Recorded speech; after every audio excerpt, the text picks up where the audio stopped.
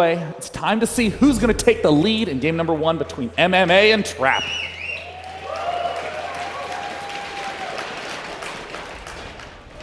Well, down in the bottom right-hand corner, the first man ever to win a Triple Crown in StarCraft 2, looking for a Season 3 champion, it's Acer's MMA!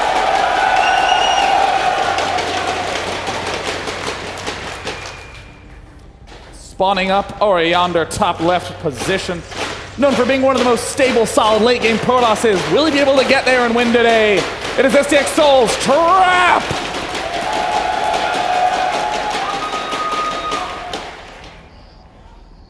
Belshear Vestige will be our first map of contention.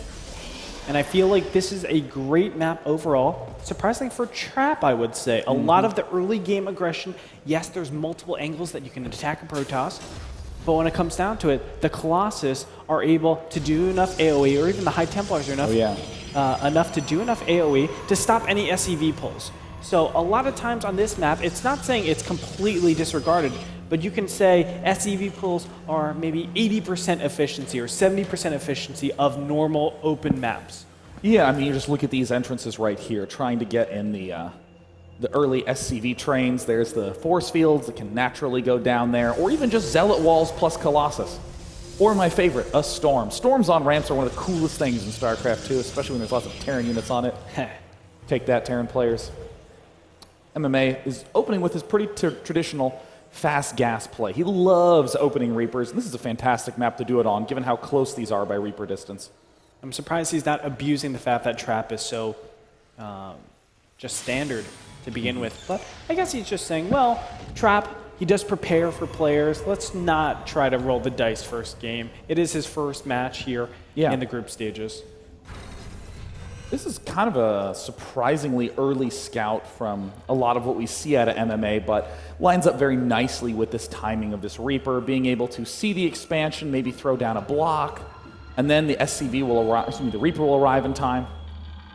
What great timing there by MMA. Trap would love to get this Nexus down, but it's not going to happen. And MMA is likely to throw down the eBay. Command Center is being thrown down first, though, so I like the order so far. But will he have enough? Reactor is going to go down instantly afterwards, and he will be able to accrue enough minerals to place this down. But a Zealot is just going to disregard this altogether and go for the counterattack. Wow! And this is such a brutal position for MMA because he only has one attacking unit out on the map. And that's the Reaper that doesn't even know about this incoming Zealot. Uh-oh. MMA's barracks is not yet done. He doesn't have a bunker coming up, and this Zealot and Mothership Core quite a far ways down the map. Yeah, this is scary. I mean, just against the Mothership Core alone, you need at least 4 Marines. With the Zealot engaging as well, you need a lot more. And yes, you're producing 2 at a time. Will the bunker be able to come up in time? I don't think so. Oh, wow. What a move from Trap. MMA is going to be caught completely by surprise. This bunker is going to show up and pick off that SCV. MMA's got to get this bunker down. He's going to finish it. Time Warp goes down, but the bunker is going to load 1 Marine and a Reaper. And now Chase is being given 2 Marines almost out right now, but it's still not enough to deal with this force because the Mothership Core, it represents just so much damage here, and it's an air unit. But there's absolutely no Time Warp available. There's no recall available. So this Stalker is destined to die. The question is, how much damage can it do? And the answer is going to be many damage. Looks like the Marines are going to pop out instantly, target fire the Mothership Core. If it can pick that off, this is going to be a tremendous win from MMA. Great Stalker micro. Just picking off the Marines, scooting and shooting until... Stalker number 2. Can he get it? No, he will not. Narrowly gets away, and MMA's taken some pretty steep damage, 24 to 34 supply. We see that Nexus already done. Robo en route. Yeah, 5 total SCVs have been killed, and continuous pressure will come of this. Again, losing more Marines. And now he has this bunker that doesn't have anything inside but some SCVs. He's going to have to lift off. Trap is dominating in this first game. Completely read the scout movement patterns from MMA, saw that Reaper wasn't anywhere close to seeing the Zealot, and saw the opportunity, took it. He didn't even slow down the rest of his economy very much. This is incredible, and really punishing the build of MMA. We've seen MMA do this continuous amount of times, go for the reactor before the second supply depot, and this is the effects of this. As you can see, MMA just so far behind now. Oh, and it gets away! Trap is playing fantastically. Okay, Day 9, what's the damage? I mean, well, I'm almost scared to hit the button, but here it is. 5 SCVs and 8 Marines. Wow. Not a terrible blow to the economy, but still more than enough. I mean, that Harvester tab, if you look at 22 against 36, that is a hefty probe advantage that the Terran, or the Protoss has over the Terran. And not only that, the tech is really nice for the Protoss. Stim is heavily delayed at this point. The production facilities are heavily delayed. Everything is going right for Trap. And you think, if you're in Trap's position, you say, all right, I got the lead, how do I lose? What is the error I can make? One is mine drops. He saw mines forced. And the other one is going to be general medevac drop-based play. Stim, Marine Marauder pushes, but all that is going to be so far and away because there was no tech lab down for MMA for a long time. Throughout that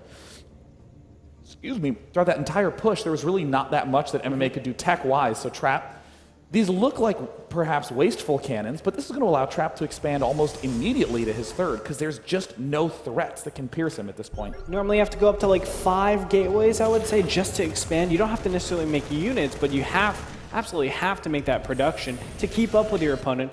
Yeah, he doesn't even have to do that because he knows there's never going to be direct attacks, never going to be like that very strong attack that can just instantly kill him. It's going to be this finesse stuff that we see a lot of times, just a single medevac dropping because there's not enough out here for MMA. And we're going to see that high Templar Archives being thrown down here. Wow, Trap is really powering up here. This is a very difficult thing to do, to go to 3 base and get charged Templar, but it's very easy once your opponent has an extreme delay on all his tech. I mean, the cannons deny the drops, the initial attack denied the mid-game drops from getting that much momentum. So I like MMA's choice. He's saying, well, if I can't attack for a long time, I may as well go extremely upgrade heavy. MMA is going to be relying on mid-game tactics. Very much so like Pult.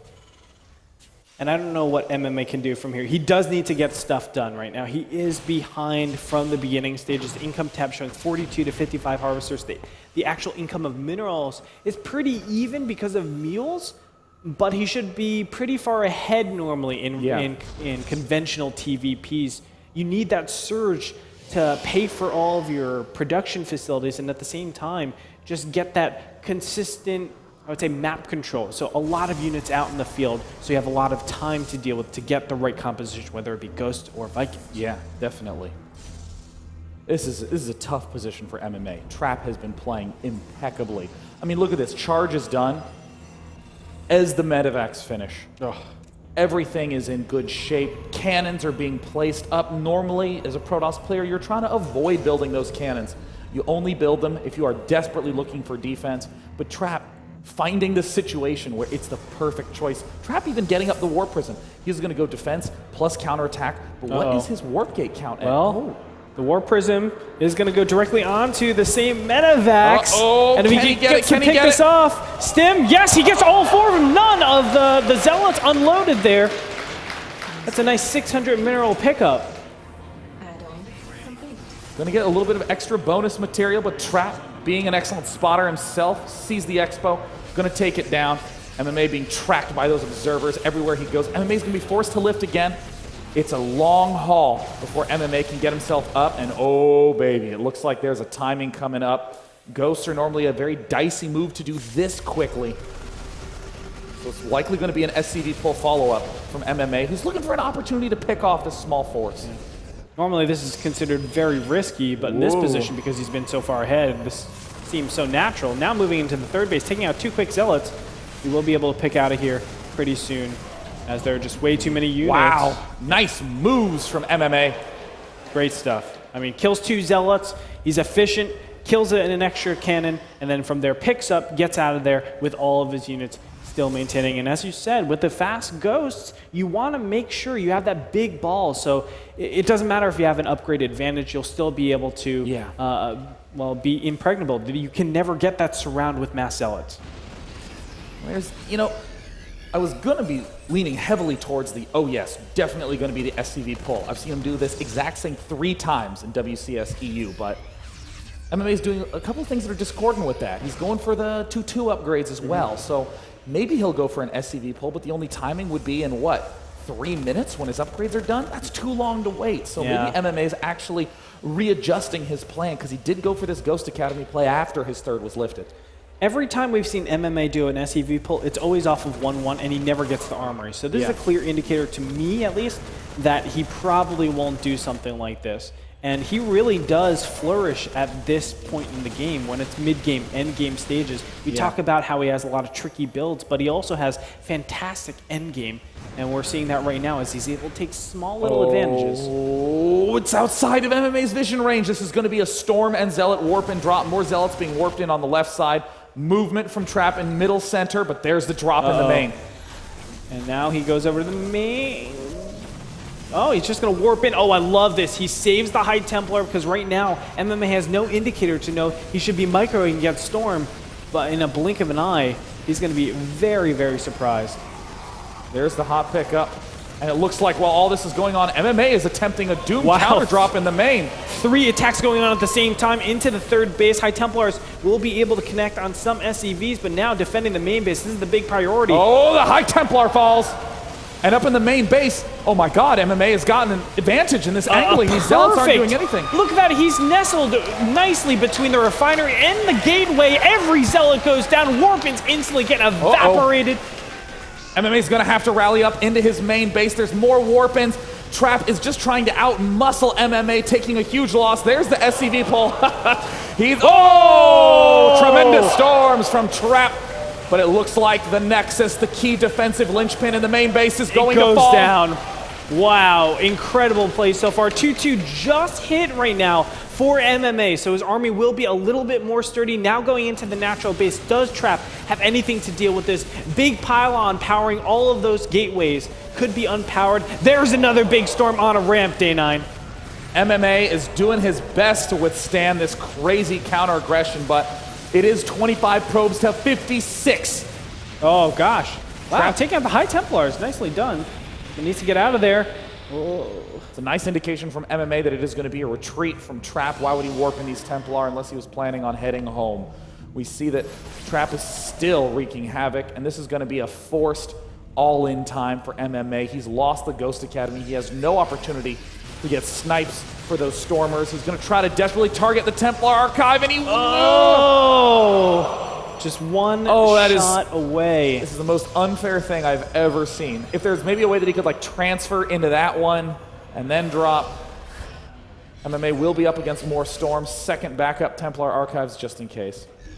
Just very nicely done by Trap so far. Just playing it so well, understanding his advantages and able to put himself on the map. A lot of players would, some sick plays. So sick. Big jukes, MMA. MMA still's got the moves. The Templar count, though, at an extremely high 7. Nice pickoffs. 170 to 119 mass mules. MMA essentially has one last round of income flood that he is going to rely on. Ghost Academy is going to go down. I mean, the SCV count, 30 to 56. There's the push. And High Templar's in. High Templar Storm drops. Beautiful. And there's the third one going down. Hot pickup yet again, but all of these units are battered and worn out right now. And now he's going to go push in for the third base, going to counterattack, trying to go into a base trade situation, but I feel like the army of Trap is just too sturdy for this game. Well, there's another High Templar that's getting in a good storm in position. All MMA can hope to do is he can't even pick up. He loses 2 big medevacs. Now the SCV pull. Archons are too much, though, in my opinion, and the Zealots just flood in one by one by one, and it's just too overwhelming. GG.